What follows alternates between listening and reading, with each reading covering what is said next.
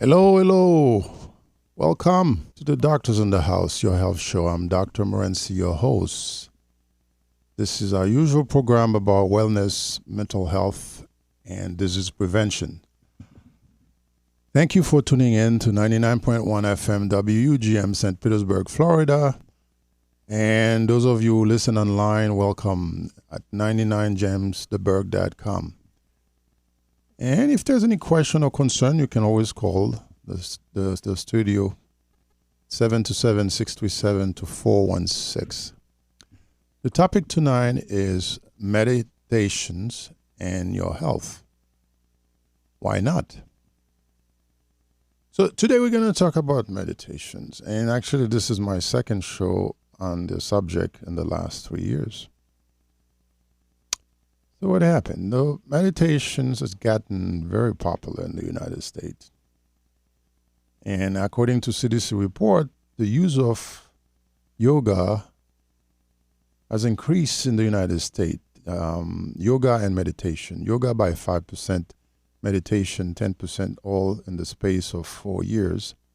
Even children aged 4 to 17 are also practicing yoga, and that prevalence has increased also by 5%. And so what's going on?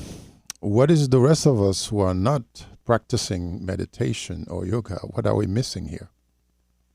So I think it's a good opportunity for me to visit the subject again because a lot of has happened since then. So what is meditation? Where does it come from? And is it really beneficial to our body, to our general health and our spiritual life? How many type of meditations you can do? And is there one specific type, particular type that would really help most people? And who's practicing meditation and for what reason? A lot of compelling scientific and spiritual evidence that meditation is good for us. So if this is the case, how come we're not doing it? Well, let me give you some quick additional facts since I started already. There actually evidence since 2016 and up. There are about 36 million American practicing yoga. And the number doing yoga grew by 50% the last decade. Americans spend $16 billion in yoga classes and equipment every year. And it turned out, as for many things, 72% of the yoga practitioners are female. No wonder. However, the number of men practicing yoga is catching up too. Now it's up to about 10 million by 2016. Even children, as I said, 1.7 million children are practicing yoga in the United States. And can you guess the single most popular reason why people are starting yoga and meditation? Stress relief, single most important.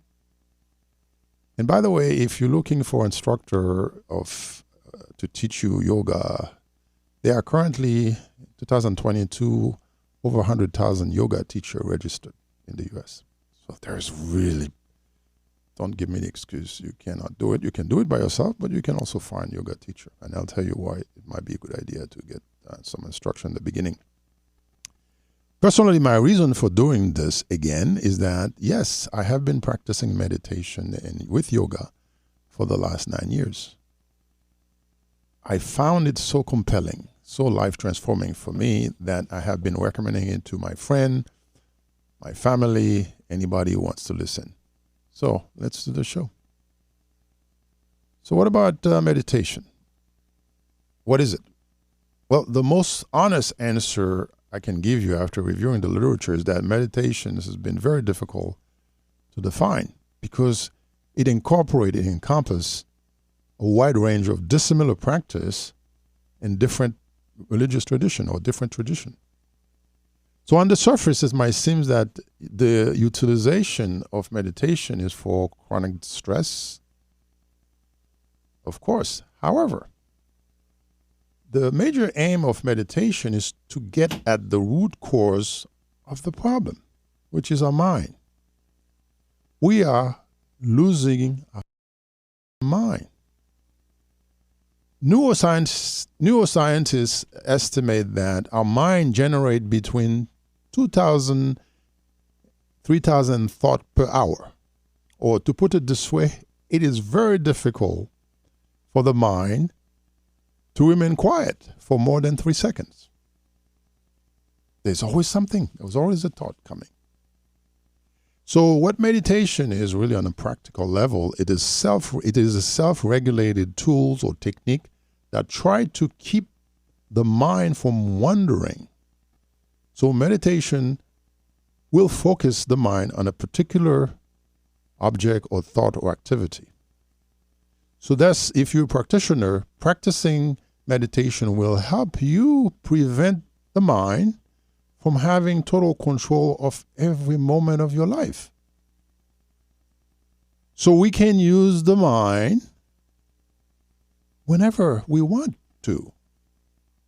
We can focus and become aware so we can achieve a mentally clear and emotional calm state of being. Now, it goes without saying that if everything in your life goes your way and everything is fine, I don't see you knocking on the door of a yoga instructor or teacher of meditation. I remember clearly when I sought to start yoga way back, I was definitely feeling burned out and stressed out during the later part of my career. As being aware everywhere, I try everything that I know how to take control of my life. You know, the usual change, change your lifestyle, exercise, increase, watch your diet, improve your sleep, focus on my family and good friend. Nothing actually seems to really work at that time. I was having chronic pain. So that's when I registered into a comprehensive weekend yoga meditation program, which turned out to be the best gift I ever give myself. The thing that I learned on day one is that meditations, it's not really that difficult to learn, but you have to be patient. And you have to understand that meditation is not a journey to an end. It's a journey through life. So if it's really important that you're going to get into meditation and yoga, it's very important to remember that if you really want to create that long-term habit of changing your life or your mind, it's going to take some time. Usually for any habit to change scientifically, it takes about 60 to 63 days. So this is how precise it gets. So you start yoga and your mind is going to counter and find ways to taunt you that you're not going to make it, you're going to fail. Don't worry about it. Stick to it, knowing that the first 2 months, if you ask to practice it every day, do so. Don't even think about what you're going to get out of it, anything. Just practice. So where does yoga come from? Where does meditation particularly? Meditation is an ancient practice that's believed to have originated in India several thousand years ago, from the average 5,000 years ago. And the practice itself has a religious tie in all the ancient religion, or, Egypt, China, as well as practice in Judaism, Hinduism, Jainism. So originally, what meditation was for is to help deepen our sense of understanding of the sacred and mystical forces of life. Nowadays, meditation is commonly used for relaxation and stress reduction. And it's considered a type of mind-body complementary medicine that can produce a deep state of relaxation and a tranquil mind. Are there any benefit to meditation? Why would you want to be spending time, all this time, to meditation? Well, there's many reasons.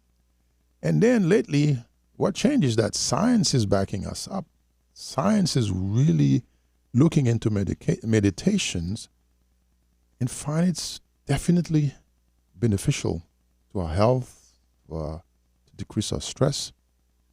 There are many, many, many published studies that have documented many physical and mental benefit of meditation, including one of the things it did for me, actually, my pen level, when I started relaxing, really concentrating and focus is not all those thoughts really run away with me, my pen level decreased. You have better immune function, less anxiety, less depression, and you have this heightened sense of well-being, which I do. And it took a long time. It didn't happen overnight. And you have that sense of happiness and emotional self-control because you're not reactive. You can actually take a minute and thought about things, either to make big decisions or to let the toxic thought pass. So you're not run away from your thought because they're going to come anyway. But if they are one of those thoughts really negative, you don't have to do anything. You don't have to respond. So if you do a Google search really looking at the research on meditation, there are almost 800,000 research documenting meditations. And among those, there are a lot of study that shows imaging the brain would show increased activity in many parts of the brain that are associated with attention.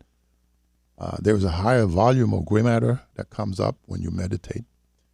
And then the area that control our emotional response, called the amygdala, totally lessen in activity when you face an emotional thing. So you're calmer.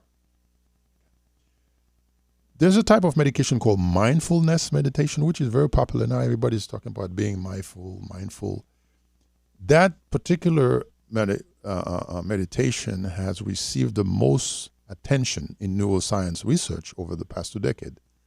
And even in my first show, there was some evidence that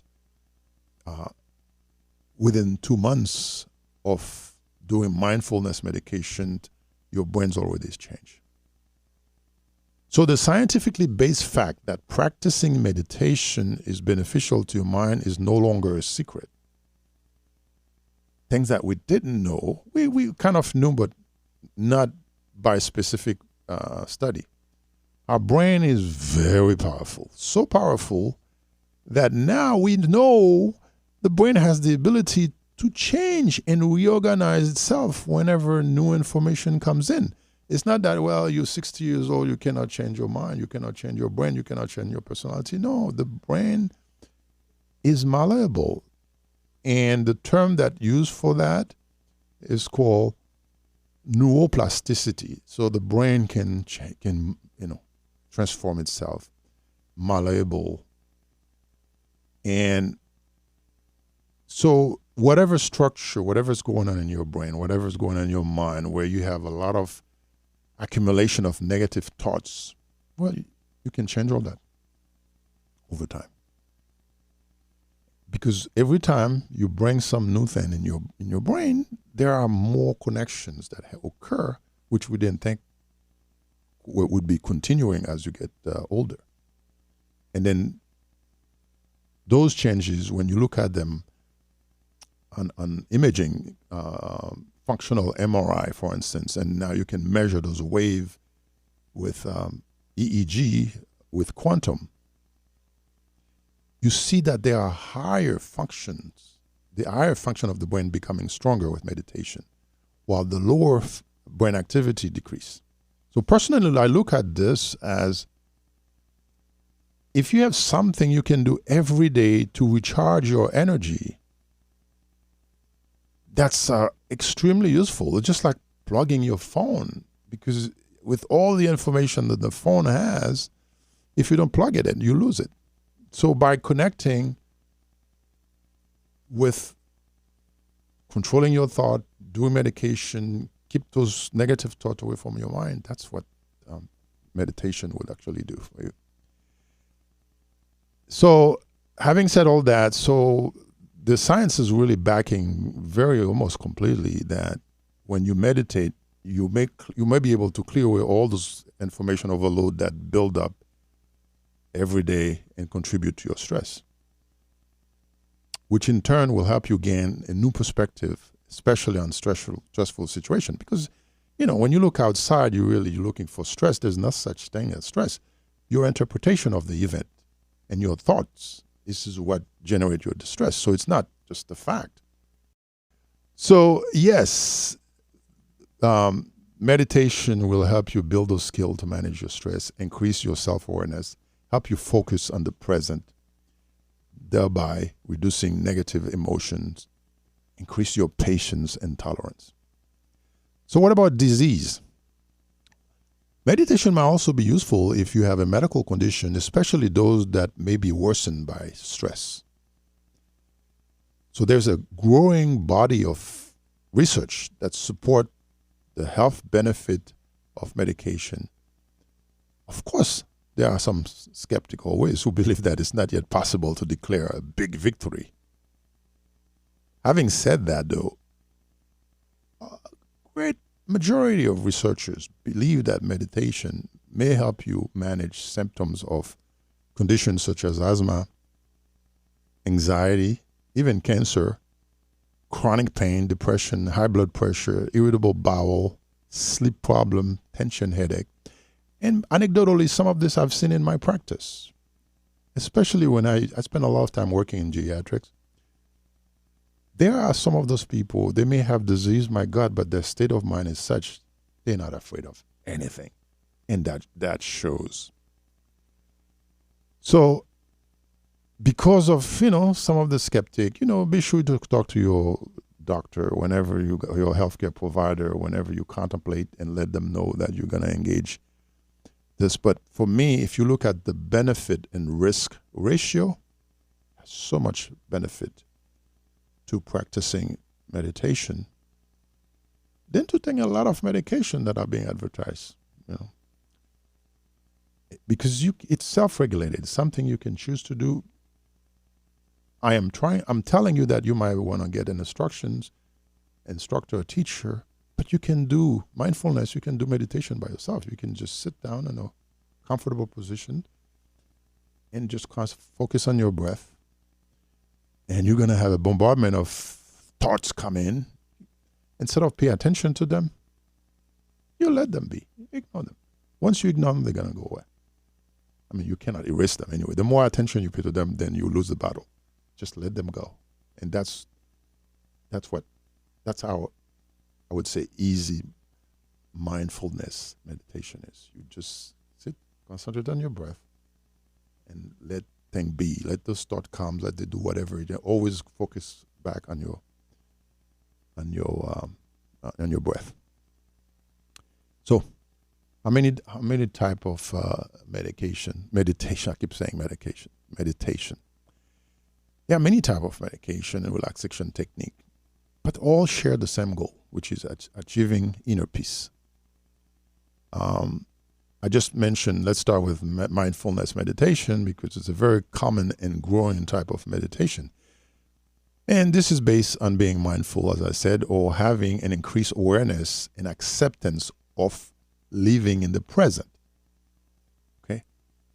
A lot of people who actually have emotional distress spend a lot of time in the past, which cause misery, a lot of time in the future, which increase anxiety because you have no idea what the future is going to bring. So, whereas if you stay in the moment, you can actually appreciate, you can see things that you haven't paid attention to just because you're in the present. So the idea is mindfulness means we're going to bring you back to the present and stay in the present. Those thoughts comes in, let them go, continue on your breath. You don't have to really spend hours. You can quickly take a break somewhere if you feel stressed and do this 5-10 minutes. Okay. And there are mantra meditation. In this type of meditation, you silently sit and you're repeating a calming words, thoughts, or phrase to prevent distracting thought. In my type of medication, we do this mantra as well as doing breathing exercise called This is magical, so to speak. And you can go through that process. You do it certain time, and your attention will also bring back to this. Transcendental meditation. It's been there for a while. Apparently, it's a simple, natural technique they use. You silently repeat a personally assigned mantra, such as a word or sound or phrase, in a very specific way. So this form of meditation may allow your body to really settle into a profound state of rest and relaxation. And your mind is able to achieve that state of inner peace without needing so much concentration. And also there's yoga meditation, okay? And in yoga, you perform a series of postures and controlled breathing exercise, which promote flexibility of your body and also calm your mind. And as you move to some of those, tough pauses, if you're not a stretching person, and it will eventually give you balance and be able to concentrate. And you are encouraged to focus less on your busy day and more on the moment. Stay in the moment, feel the stretch, feel the pain, and that will focus you back. And there are also there are many types, but those are the common one. And I used to do the Qigong, which is a type of Chinese traditional medicine, which is a combination of meditation and relaxation, and you do those physical movement. It's not Tai Chi, there's Tai Chi as well. Okay. So there are many ways you can find what suits your personality and your issue, but eventually all will give you the same goal, which is to achieve, to focus, awareness, and calm yourself down. Now, if you decided you're going to start meditations, there are some useful tips and tricks that will help you get started in a beneficial meditation practice. Most experts advise, and I do too, for different reasons, to find a good meditation guide or teacher.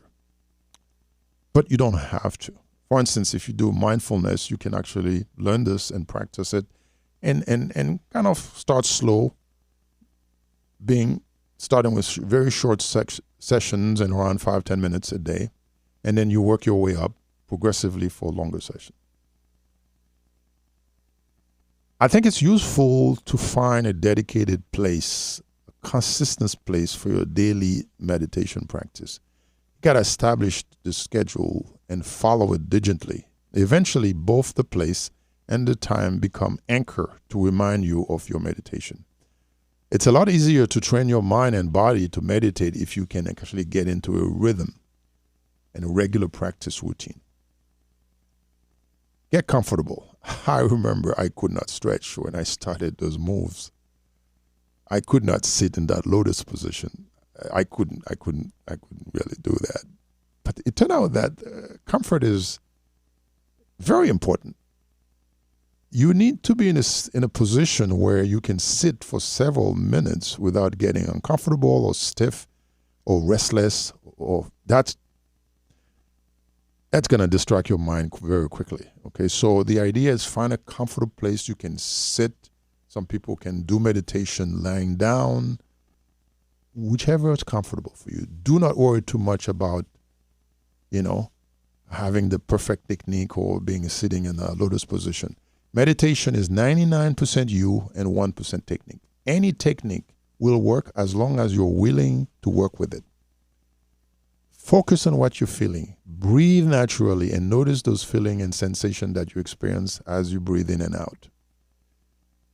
As I said before, do not try to suppress your feeling or your thoughts. Your mind is bound to wander as you meditate. And sometimes that can lead to thoughts and feelings that are uncomfortable, but keep at it.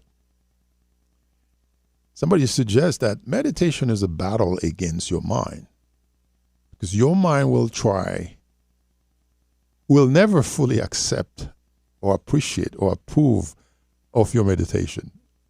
And you should totally be okay with that, okay? The single biggest thought you have to ignore if you're going to be successful at meditation is, oh God, my meditation is not working. Oh, my meditation S. Your mind will find a way, million reasons to try to convince you that meditation is a waste of time. Please do not give in. Do not give in.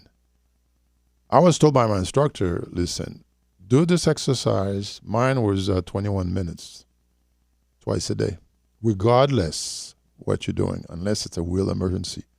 And if you cannot do it physically, do it mentally. He said, do not question anything until the 61st day. And I did. I bear it, and I did, and I had hope. So I remember I was traveling at that time. When I get to the destination, the next day was the 61st day. And I said, what next? Because I was told that if you want to quit, do it after 60 days. Guess what? Couldn't quit. Couldn't quit, even now. I make up for it because there's a certain way you feel you don't want to lose it. And the idea now that I'm so used to sit and having an empty mind and feeling grateful, it's a blessing. So we're not going to go into any detail about any type of meditation today because I'm looking at the clock. We're almost there. So what I want to do is really, I promise that mindfulness is worth spending some time with, as well as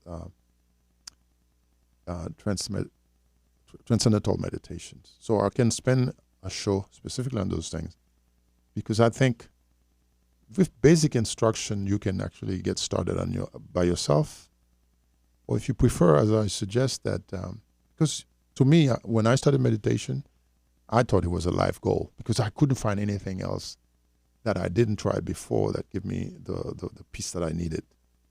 And eventually, and most of the experts who teach this stuff, they've been doing meditation for 20 years, 30 years. It's just a way of life. All right, so let me summarize a little bit. So in today's show, we could only give you some overview of meditation. I hope you get an idea what it is. It is not a religion. It is not a philosophy. And it's not really difficult to do. It takes some getting used to. And now you have science is really backing you up because the study of the brain confirmed the change that occur just by doing simple meditation consistently. All right? So that can help you take over your mind, control every moment of your life, and will teach you how to use your mind when you want, which help you to focus your attention, awareness, so that you are able to achieve a mentally clear, emotional, calm state. Meditations is beneficial not only to your mind, but to your body as well. Okay? And now we know the brain plasticity or neuroplasticity, that the brain can change when you learn new informations, when you send it beneficial, for lack of a better term, or positive thoughts. The mind talks to the brain, and the brain produces the necessary chemical to change. And then you measure it on film, functional MRI or EEG. You see the different change, the increase in mass in the different area of your brain that has to do with this. Finally,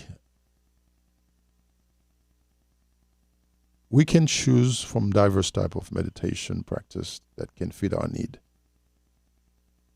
And I definitely encourage you to look into it seriously. I think I'm going to stop here. ladies and gentlemen, I thank you for your time and attentions. It's been my pleasure always to bring you this type of shows.